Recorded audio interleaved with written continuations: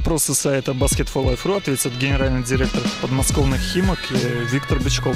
Добрый вечер. Добрый вечер. Если я не ошибаюсь, первая домашняя игра в Евролиге была против мадридского Реала Ettore Messina. Можно ли сказать, что дебют удался? Да, конечно. Вообще, я считаю, что в первом круге мы выступили в Евролиге достойно. И несмотря на очень обидное поражение от Панатинаикоса, в целом оказались, по-моему, достойны выступления в этом серьезном турнире. И сейчас это уже история. Все наши мысли о следующем этапе. Завтра в Барселоне состоится жеребьевка. И нам очень хотелось бы достойно представлять и российский баскетбол, и баскетбольный клуб «Химки» во втором этапе Евролиги. Что лично я отметил в этом сезоне, изменилась селекционная политика клуба, она стала более точечной. Так ли это? Ну, я скажу, что, наверное, не могу согласиться с вами по одной простой причине, что у нас в этом году очень большие изменения. У нас пришли Опыска, Бесос, Ленфорд, Янкунас, Евтокас, Дмитриев, то есть 3/4 состава. И такое же количество игроков ушло. Причины, они самые разные. Мы, к сожалению, так же, как все остальные команды, испытываем серьезное давление финансового бремени. Это связано с общим финансовым кризисом.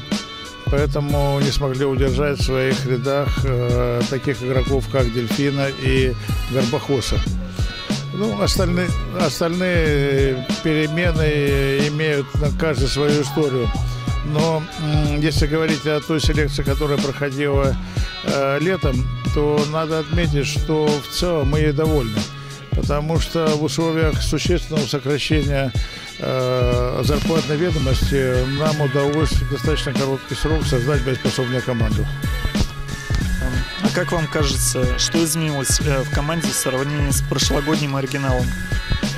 Я думаю, что она стала больше командной. Меньше звездности, больше командной игры, больше ответственности каждого за результат. Но вы сами понимаете, что за 3-4 месяца команду сделать невозможно. Поэтому мы в процессе становления, в процессе поиска и надеемся, что мы будем играть лучше. Какая из команд Евролиги на предварительном этапе на вас произвела наилучшее впечатление? Если говорить в целом о Евролиге, а не только о тех командах, с которыми мы играли в подгруппе, то я думаю, что сильнейшая команда на сегодняшний день – это Барселона. А если говорить о нашей группе, то там были два лидера, два представителя топ-класса европейского, Реал, Панатинаикос, и они показали очень мощную игру. Можно ли сказать, что вот Виталик Фридзон прибавляет из года в год и набирается опыта? Вы знаете, то, что набирается опыта, да.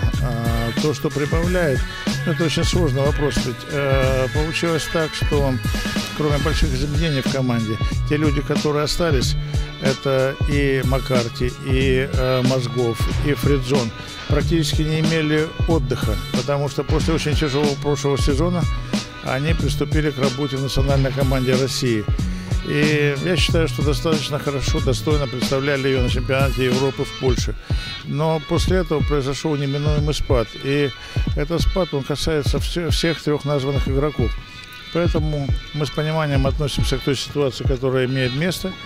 И ожидаем, что в самое ближайшее время ребята выйдут на другой качественный уровень. Спасибо.